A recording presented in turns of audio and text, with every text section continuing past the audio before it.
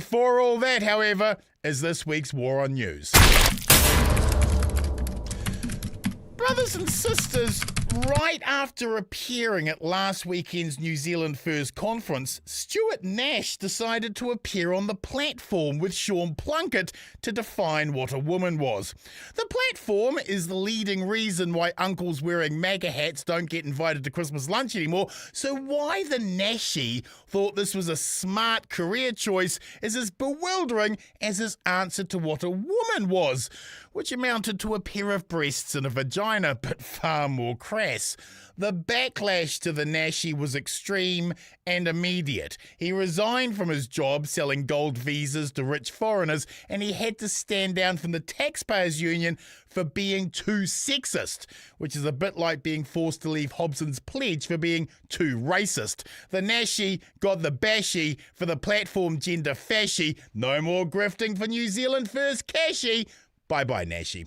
Talking of dicks, this is first-time National Party MP Carl Bates, who came under fire last week for not declaring 25 properties in his disclosure to Parliament. Now, I'm not sure how rich you need to be to forget 25 properties, but it was his social media post on the issue that raised eyebrows after he confessed to leaving these 25 properties off his disclosure because one fervent supporter praising him for being so great turned out to actually be him.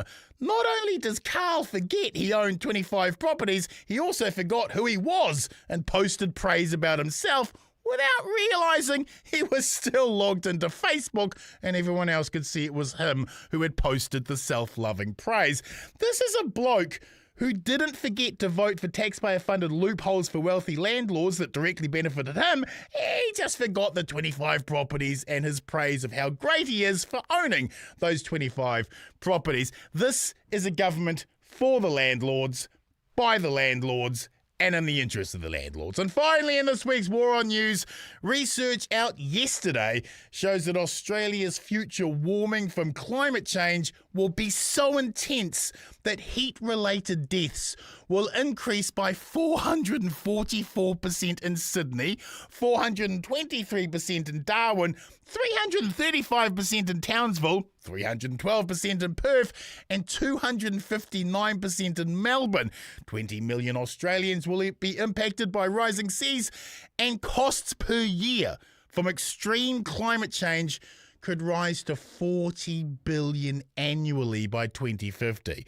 Brothers and sisters, we're all going to die on a burning planet thanks to the lies of the petro-industrial complex and their polluter mates. To quote the great warrior poet oracle Mike Hosking, happy days.